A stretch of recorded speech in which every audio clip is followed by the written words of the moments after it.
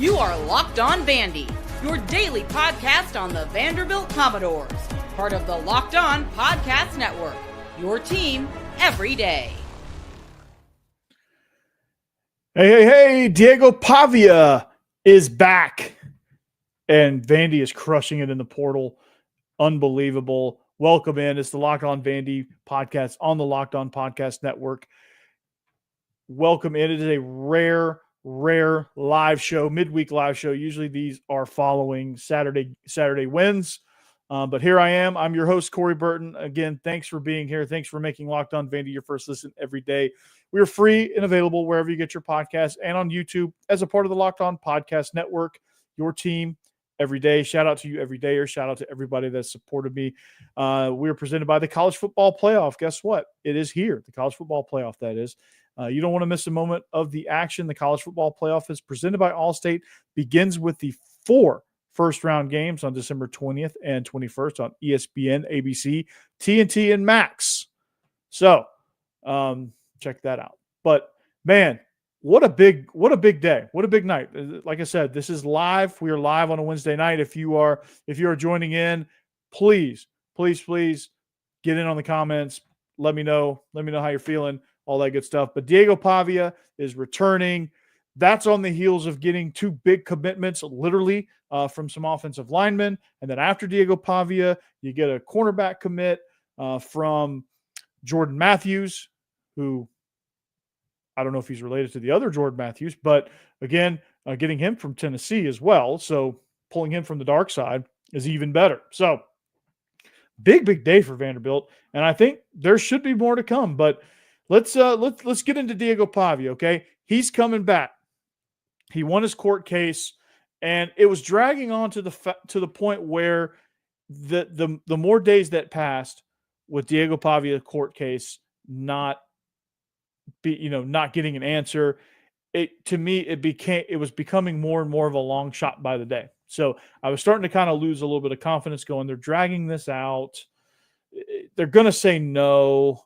And usually, if they say yes and it's a slam dunk, it's usually fast and they usually kind of just rule on it. But the fact that they delayed it, they gave the NCAA time to really put their side in, and the judge is going to side with the bigger organization, yada yada yada, right? That's usually how these things go. But I was wrong. Today the news came down. I left to take my 9-year-old. We went to a playground, and the only thing that had happened was Jordan Matthews, center from Liberty, had committed, which is massive news in and of itself. That was it. Today would have been a good day if only that happened. But then my phone starts blowing up, and I look down, and of course Diego Pavia is ruled eligible. So what does that mean for the Commodores? Man, that is absolutely massive, first of all, because you worried about what the quarterback situation was going to be, because Michael Van Buren goes to LSU. John Mateer ended up committing to Oklahoma, which surprised absolutely nobody. Jackson Arnold committed to Auburn, and I don't think Vandy was going after any of these guys because of what was happening with Diego Pavia. They wanted to give that a chance, and I'm glad they did, but they wanted to give that a chance. It's a good thing and a worrisome thing all in the same, because you didn't know what was going to be next at the quarterback position if this didn't work out. So it was a big risk, paid off with a huge reward. So they get peace of mind at quarterback. They get probably one of the best leaders in college football back at the position, and now they can focus their attention on building the wall in front of them, which they are. They got Isaiah Glass from Oklahoma State, big time right tackle. They got Jordan White from Liberty. They got Gunnar Givens yesterday from Virginia Tech. So they got 3 big linemen to add to what they already have. Some guys that are playing some really good football. Now it's rumored that there's some receiver threats that are now looking at Vanderbilt because, hey, Diego Pavia is coming back now. So we know the answers. So that's going to be huge. Like the portal impact of Diego Pavia and what he proved throughout the course of the season is going to be massive. the ripple effect's going to be massive. I think that's why quarterbacks were unsure of going to Vanderbilt before, because they didn't know. I don't think Jackson Arnold wanted to sign because he knows what Diego Pavia means. He knows if Diego Pavia comes back, it's his team. And everybody knows that. So they're like, well, we're not sure if he's coming back, so I don't want to sign with Vanderbilt. I don't want to get into a situation that I can't get out of and I waste another year. So I'm going to go elsewhere. Because I think if Diego Pavia would have been ruled out last week, they would have gone after Michael Van Buren, or they should have. Or they would have gone after Jackson Arnold. Like, they would have probably gotten one of those two guys. They were not getting Mateer. They were never getting Mateer because he's going with Arbuckle. He's following his coordinator to Oklahoma. I don't blame him. But they would have gotten Jackson Arnold, or they would have gotten Michael Van Buren. I think they would have opened it up for one of those two guys. And Van Buren would have been a hell of a get. But Diego Pavia is a star. That's all that's important. Diego Pavia is a star. What he means to this team, he is the unequivocal leader. He elevates everybody in this program, not just the people wearing helmets and shoulder pads. The coaching staff is better. The strength and conditioning staff is better. They have that extra jump. They have that extra leverage. They have that extra guy at the player level relaying their message and motivating the team. That does something. That's going to build another year of leadership for some of these. Like, I guarantee you Dante Carter is soaking all of this in. And when Diego Pavia leaves, he's going to be that guy. These quarterbacks, especially these freshman rising sophomore quarterbacks, these are going to be the guys that benefit the most. Like Jeremy St. Hilaire, I think, is the next best quarterback on this roster. Another year of development for him in this offense. When Pavia leaves, he will be ready. And I'm excited about that because he is super talented. Jack Elliott, also, they're saying he's a Pavia clone. He's going to get that development too. And I'm not even to the point where we're talking about on the field stuff yet. I'm not even there yet, right? And I'm just on the development and culture part of it right now. And that's a huge, huge factor. All right. And Bo Allen says, Coach, what a day for the Doors. Get some beef in the portal and top it off with Pavia. Yeah, absolutely, man. This is, just getting the beef alone, regardless of who was going to play quarterback, was massive enough. Like that, just getting those offensive linemen, especially Jordan White had to know, right? He had to know. And that's why he committed, right? Like, I'm connecting the dots here. Like yesterday, like Clark Lee was very cagey. It was very like coy, or however you want to describe him. Something different about him when he was asked about Pavia. Like he was like, I know something. It's going to be a surprise. You know, like when you can't contain yourself and you just like spill the beans without actually spilling the beans. Like that's kind of what Clark Lee did yesterday. And that kind of, raised some alarm bells. I'm like, oh, okay, we might have a chance here. Like he obviously knows something, right? And then Isaiah Glass jumps, right? And that came, I guess that announcement came after, like, as soon as he heard that, he's like, yeah, I'm in. And that's what that was. Jordan Matthews, I'm in. Right? Gunnar Givens, I don't know if he knew.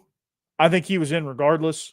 McKalen Young was in regardless. He was in last year. He was Pavia's teammate. He was coming with Pavia last year, right? Keanu Coate, I think he was in. I think he just likes playing in Clark Lee's defense. And then the punter, punters are punters. So it's been a really good portal season for Vandy. I mean, it's been a huge, huge 180, as I've been saying, man. And all of this is culture related. And all of this, Pavia is a big part of why Vandy has done well in the portal, even with his status being up in the air. I think the culture that he created, I think the culture that he I don't know the word here, but I'm just excited. I lost the word, but like the culture that Clark Lee set, that Tim Beck and Jerry Kill reinforced, that Diego Pavia reinforced at the player level, and just it caught like wildfire, man. Like every aspect of this overhaul hit, which is rare, right? I mean, just let's rewind a year ago. It's rare that you have a season like last year. Mass exodus. can't, just cancer attitudes all over the locker room. Just toxic. You lose half the team. And you don't replace half the team. Your roster shrinks. It's just abysmal. Like you don't know if your coach is going to be fired. And then now we're here. Like, that's a pretty big shift. And it takes agents of change like Jerry Kill, like Diego Pavia. It takes Clark Lee realizing that he needed to do something different, right? He realized that, and he changed. And he said, "Hey, we've got to be different. We cannot be the same. We cannot out Georgia. We cannot out Bama. We have to out Vandy everybody. We have to be our own thing. We have to do our own thing. We have to be different."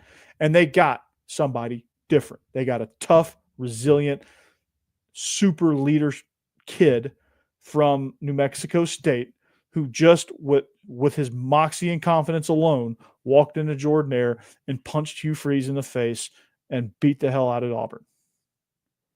That's what we got out of Pavia. We knew we were getting something with him. We didn't know it was going to be to this level, but we knew we were getting something with Diego Pavia. And lo and behold, we did. And the culture aspect of it is worth it. He could have played like garbage all year long, right? And the culture part of what he brought would have been worth it. But he didn't play like garbage because he's not. But that's just, that's an extreme example of what he could have done. So, so this answers bulk wing questions. I wondered if you would give Pavia the recognition, could be a better word, that he deserved, letting him finish it off or play some young guys to see. Yeah, I think they would have let him ride off into the sunset. I think they would have given him like the first half, and then the second half, like, let's get some guys some reps type scenario. Like, hey, let's give him a curtain call and let him go. But we don't have to worry about that now. All right. What the scheme does, now you let obviously finish it off, come back next year. So we'll get into kind of some the scheme impact of Diego Pavia coming back. We'll get into that next. Stay tuned.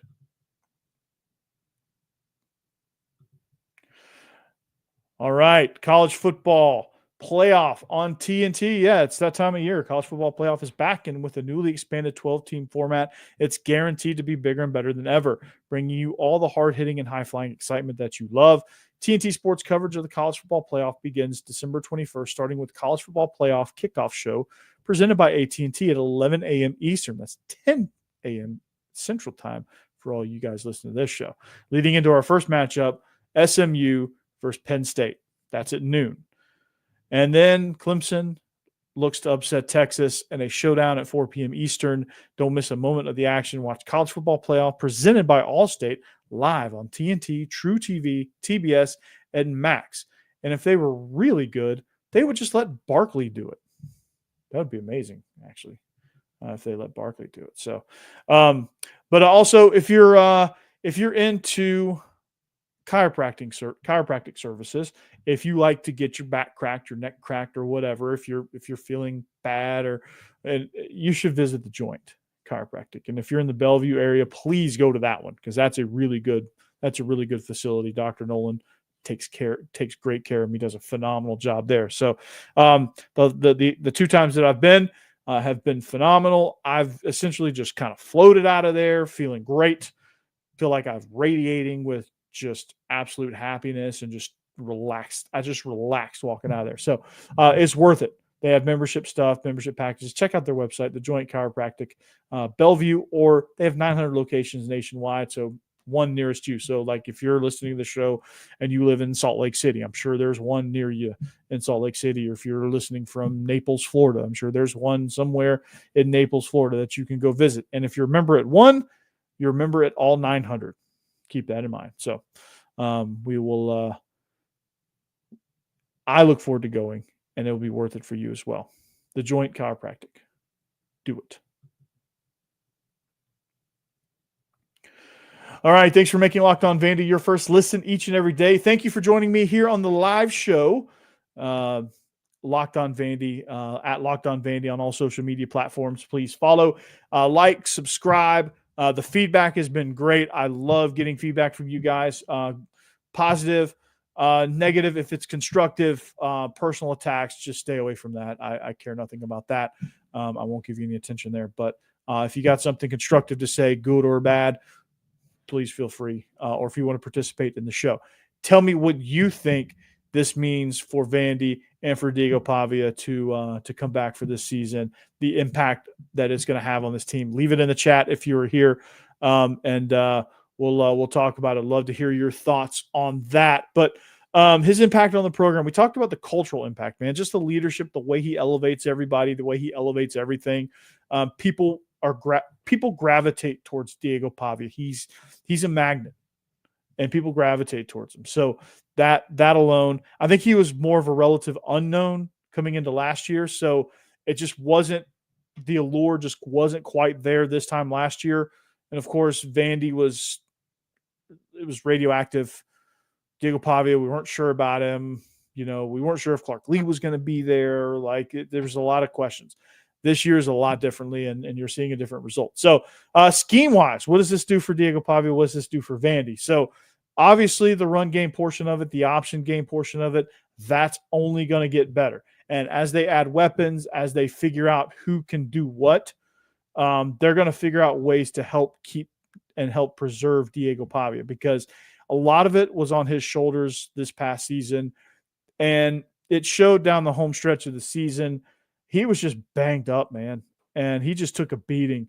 And it's because he had to. I mean, part of it was, I think he wanted to, or he felt like he had to, but he really had to kind of take this thing and put the team on his shoulders and just kind of carry the thing. And that was, I was a little bit disappointed in that, because I was thinking like, hey, there's aspects of this team and there's aspects of this scheme that can help him out. And there's things that you do as an option team that take pressure off of a quarterback, because if your guy takes too many hits, it's not good, because they run out of gas. Like, you better have a really good number 2 quarterback. And it was proven that Nate Johnson, although he was supremely athletic, he just didn't have a grip on the system. Blaze Berlowitz really just kind of wasn't the answer based on what Vandy wanted to do and what they kind of got themselves into. And then, the freshmen just weren't ready. So, but this year, and it's still very early in the portal season. So depending on what happens at the wide receiver position, they need that alpha dog at receiver. They need somebody that's going to create separation vertically down the field, that's going to make consistent catches, that's just going to be a menace over there. Like, Vandy needs their version of Luther Burden, who everybody was afraid of. Now, the Theo Weiss role, I'm using Missouri as an example because they have two dogs, right? Or like Kentucky, like the Barryon Brown and the Dane Key, who both of them has transferred. Apparently Barryon Brown's going to LSU and Dane Key's going to Georgia. So, teams that had like an alpha dog number 1 and like a really good, could be an alpha dog number 1 as a number 2. They had kind of a pair of guys that were really good. One of them, typically was like, okay, who was this guy before? Like, we know him now, he's good, but they need that to kind of help this offense go. And they need somebody, and Diego Pavia also needs to develop that part of his game, right? And he knows that. He watches film. He knows he's got to be better throwing the ball down the field accurately, pushing the ball downfield, giving himself time, trusting that his read, sometimes he holds on to the ball too much, but like understanding when you're taking shots vertically down the field, you have to just trust it and let it go.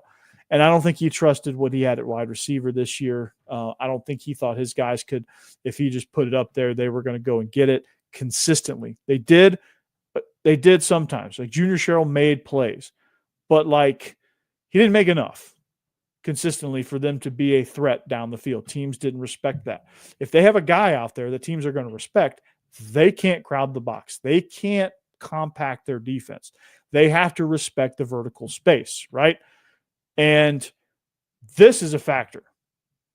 Yes, absolutely. I think my prediction is Stowers is coming back. That is my prediction. I think he was waiting on this personally, because I think if he wanted to go to the NFL, he would have left. I think he is perfectly capable of playing in the NFL. I think he'd be a good number 2 tight end, pass threat kind of guy in the NFL. I think he'd be absolutely good at that. I think he could also benefit from another year as well. I think either decision he made would have been the right one. But I think part of his decision absolutely was Diego Pavia. They are very close relationship-wise. They're really good friends. They're really close. You could tell the connection that they have. Yes, absolutely. I think that factored in. So, but scheme-wise, like they just need – I think the last part of this Vandy offense to be good is to be able to push the ball vertically, 15-plus yards, right? And when I say vertically, I don't mean just straight shots down the field. Like I think they need to hit some vertical stretch. Like you could run a 15-yard dig to the middle of the field. I'll consider that a vertical passing game. They need to be able to hit some of those things. They need to be able to back these guys off a little bit. Play action was great. The RPOs were great. I think the execution of the RPOs wasn't. Could have been better. Should have been better. Probably would have gotten more yards, more points. There was a couple plays where I think if Skinner catches the ball, he's still running, right? He could run to Canada. That's how open it was, right? And you get some of these untimely drops. But I think the RPO game, like somebody that's going to make contested catches, somebody that can stretch the field vertically, you need a couple of guys like that. Whether you go get one guy, one dog out of the portal, and you develop some out of the guys you have, which you got some talented guys. Just don't know anything about them.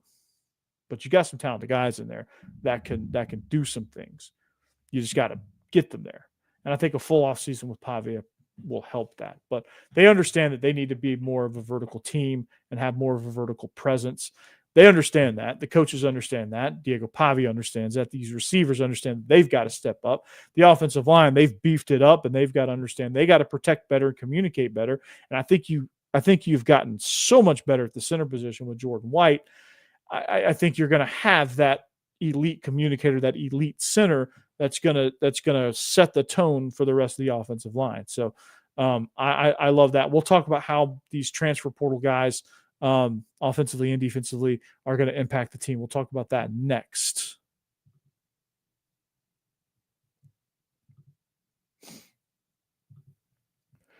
All right, sports fans, get ready to tackle NFL action and college football playoff action on FanDuel, America's #1 sports book. Because right now, new customers can bet $5 and get $150 in bonus bets if you win. The FanDuel Sportsbook app gives you everything you need to place live bets on the NFL all in one place. I'm going to give you some of my picks, and we'll talk playoff games on the next episode here. But so when you get a hunch in the middle of the game, you can check out the latest stats. You can view live play-by-play and so much more on the same page where you place your bets. So just visit FanDuel.com to join today. You'll get started with $150 in bonus bets if you win your first $5 bet. That's FanDuel.com. Never waste a hunch. Make every moment more with FanDuel, an official sportsbook partner of the NFL. And let's look at PrizePicks because, why not another fantasy app, right? But PrizePicks is the best place to get real money sports action. With over 10 million members and billions of dollars in awarded winnings, PrizePicks has made daily fantasy sports accessible to all. You just pick more or less on at least 2 players for a shot to win up to 1,000 times your cash. So run your game all season long on PrizePicks, America's #1 daily fantasy sports app. So you can make your holidays bigger and brighter with PrizePicks, the best place to get real money action while watching your favorite sports. Again, the 1,000 times your money on PrizePicks is amazing. You can action in over 30 states, including California, Texas, Georgia, and Florida. So you can't play FanDuel in some of those states. You can play PrizePicks. It's the best place to get money. The withdrawals are fast. They offer MasterCard for easy deposits into your account, all that stuff. If your lineup is not perfect, you can double your money even if one of your picks doesn't hit. There's over 10 million members. Sign up today. All that good stuff. Now, you have to join because the holiday season PrizePicks is giving away 2 free picks in December. They're giving away $30+ million in rewards during Picksmas. That's right. That's the Picks Christmas season. Sign up today. Get $50 instantly when you play $5.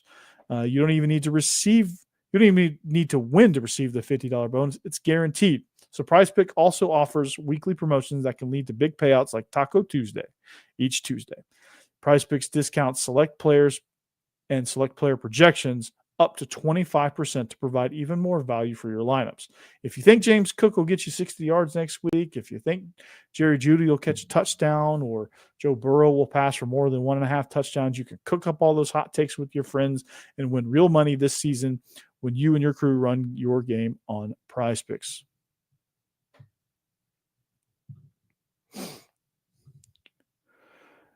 All right, we are wrapping up here. Thanks for listening. And I'm excited, man. This is a really, really, really fun day. And this is what makes all that overhaul stuff, all enduring all of that crap, it's worth it now. Right. And Vandy's crushing in the portal right now. They're crushing. And never thought I would say Vandy is crushing it in the portal, but here we are. Right. Yeah. So here's a question.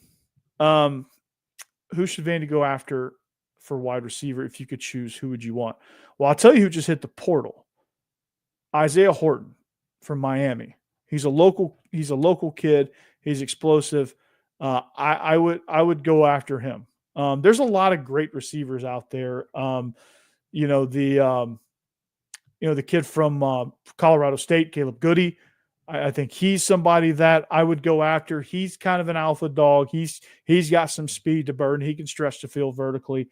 But Isaiah Horton is somebody who's, interestingly enough, in the portal, just jumped in the portal. So he must know something too. He must have known something because the timing is a little bit off. But I those are some guys I would go after. But really, like, there's at the wide receiver position, it's difficult and it's easy, right? Because like receivers, there's a lot of guys that can do a lot of things. And it's one of those things that, the receiver position it can also be hit or miss. Like you can get some guys that like, hey, this guy's really but they're not a good culture fit. So, but Isaiah Horton is a local Tennessee product, local mid-state guy, actually. So I think that'd be fun to get him back in the mid-state to play wide receiver. But I'm excited about these linemen coming in. Jordan White, again, is going to set the tone for the entire offensive line group. He comes in as a day one starter at center automatically. I think he's going to be the real deal. I think he's the top center in the transfer portal. I think amongst the tops as interior lineman. Isaiah Glass coming in at tackle, so you get a tackle and you get a swing guy in Gunnar Givens. He could go either way. I think he could go guard or tackle. He's got the height for tackle, but I think he's more apt to playing guard on the inside. But he could probably tackle if he cross-trained, but his natural position is guard. So I really love these guys coming in. Jordan Matthews again at corner. I think you get a really talented guy there. I think you get a dog at corner. I think it allows you, getting Jordan Matthews coming over from Tennessee, it allows you to bump Colby Taylor inside or maybe even bump him off the roster. Who knows? But it allows you to bump him to the inside, let him cover slot receivers and tight ends because he's taller. He can't transition in the open field is good. I think with this offense, your next target has to be wide receiver, though, Holly. And I think Isaiah Horton is dead on the radar right now. I think they've got crosshairs on him, and I'm sure they've got some crosshairs on some other guys that we're not noticing. But that's the first thing I would go after, because a lot of your big time guys have signed places. So like Concepcion's going to go to Colorado. Barryon Brown, LSU, Dane Key is going to Georgia. Like some of your bigger name receivers. I think Oklahoma got somebody that Vandy was going after. So it's receivers are, if you don't jump on them early, the kid from Texas Tech, I can't remember his name, but I would go after him too. It's such a vast array, and it comes at you so fast and furious that you can't keep up with all the names. But Isaiah Horton's somebody I would definitely go after there. But scheme wise, defensively, you get a big time defensive tackle which I'm super excited about there. And that's going to be something that's going to add an element to this defense that you're like, whoa, like, Aaron Bryant from Texas, he's a dude. He's a 4-star. He couldn't quite get in the rotation at Texas, but he's so like strong. Like I think it's a height thing for him, right? He's only 6'2", but like I think Texas just want those like 6'4", 6'5", 6'6" behemoths on the inside, which I don't blame him. But like you got a guy 6'2", like you can't move him. He's fast, he's quick. He can play a nose guard in a Clark Lee scheme and really just kind of wreak havoc A to A gap, right? He can push a center back and let's roll. And this defense is going to be hell on wheels, right? And they're going to be getting the ball back for this offense. So don't overlook this defense with all this Diego Pavia news. They've got some dudes over there. So target D-line or a cornerback moving forward on the defense side of the ball. I think O-line is priority number one. On O, yeah, O-line is always priority number one. Let's just get that out there. You can never get too many quality offensive linemen. That is collect. It's like the Happy Meal toys. Collect them all. Defensive line, yeah, I'd get another defensive lineman. I'd focus on the end positions, like get you some like edge guys that aren't stand-up linebackers, but are like the Corday Sidnor types where they can play the 4 or 5 technique. Get some of those guys. Yeah, I would get another cornerback, probably another safety on defense, just to kind of get some depth, like especially the cornerback position. You get Jordan Matthews today, but I think you do need to add more. So I do think that's a good priority. And then priority number 1B is outside of offensive line, which is the obvious priority one. I think your next priority is wide receiver, getting an absolute dog at wide receiver, right? Getting that alpha guy, whoever that is, whoever they think that is. Yeah. Do you think we should go out for another running back? If it's right, I think if you have the right guy that you can get, because with running backs, like I like Gabe Fields, I think he adds an element. I like McKalen Young. I like Cedric Alexander and AJ Newberry. I think we have a good nucleus of running backs. Of course, you can never have enough of those guys either because those guys get beat up. But I think you have 4 really good ones. I think Gabe Fields is going to be a stud. I think he's going to be a good one for us at that position. So, and then MK Young, and I think you could add another guy if he's a specialty guy, or like if he's kind of an elite pass receiving threat, or if you go out there and get an absolute hammer of a running back, like a 6'2", 230-pound like bruiser, Jerome Bettis type that you put in the fourth quarter and they just come in and just sledgehammer you, that kind of thing. Like that's what I would go after, like kind of a specialty guy, because you got your starters in AJ Newberry and Cedric Alexander. Alexander's your starter. AJ Newberry is your, if you go 20 personnel, starter, and then Gabe Fields, MK Young, Monty Jones is also still in the mix there, and Chase Gillespie I think is still on the roster. I'm honestly not sure what's going on with him, but so you've got some guys. So unless somebody just either A is just far and away better than anything we got on the field, or is something that we just as an element that we don't have. Like he brings one element to the table that we don't have, and he can come in for 10 snaps and provide that element and give us a boost. We will sign him. But I don't think that's as big of a priority as filling the wide receiver room right now. So that's a very good question there. But a couple more minutes as we wrap up. But those are some of the things that are happening. The basketball team right now is crushing the Citadel, which not surprising. But they're at one point I saw a stat where they were shooting 55% from the field. That's ridiculous. That's insane. I love that, right? This team's going to be fun to watch. This basketball team, Mark Byington, I can't wait till conference season start. The SEC is going to be grueling. Okay, we know that. But it's going to be fun to watch because it's so competitive. Like every game is a big game because there's not very many weak spots in this conference, right? Georgia's finally good. They haven't been good since Dominique Wilkins. They had a couple of blips, but they haven't been good since Dominique Wilkins. Like LSU's usually good. Tennessee's number one in the country. Auburn's nipping at their heels. Kentucky they're still good, even though they're losing John Calipari. Arkansas is up and down, but they're well coached. They got Calipari. Like there's some good teams in this conference. Missouri, I don't know what they bring. Ole Miss is usually decent, but pesky. Mississippi State, usually the same. Florida is resurging. South Carolina is okay. Who else? What am I missing? Alabama is going to be pretty good, decent, solid. They could improve. I mean, there's a lot of different possibilities. A&M's usually okay. I don't know anything about Texas, and I don't know anything about Oklahoma's basketball teams. We could be a 12-bid league. Yeah, absolutely.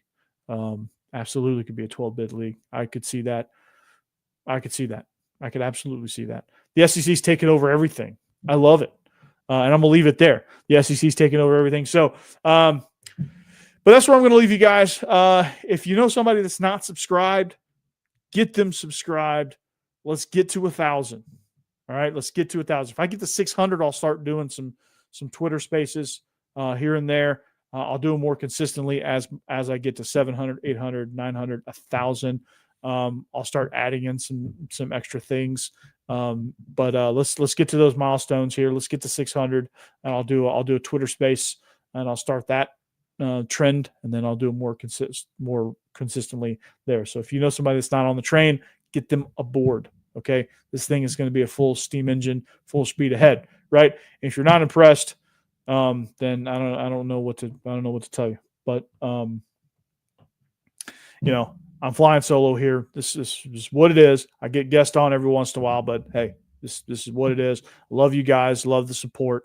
Regardless, I'm happy to be here. Happy to be supporting you guys. Happy to be supporting my local team here as I can say now, a Nashvillean. I'm a native of Atlanta, but I've lived here long enough to where I can say I'm a Nashvillean. So there you have that. So with that said, anchor down, behave yourselves. We'll see you back here next time on the Locked On Vandy podcast on the Locked On Podcast Network. Thanks for listening, and we'll see you back here next time. Peace.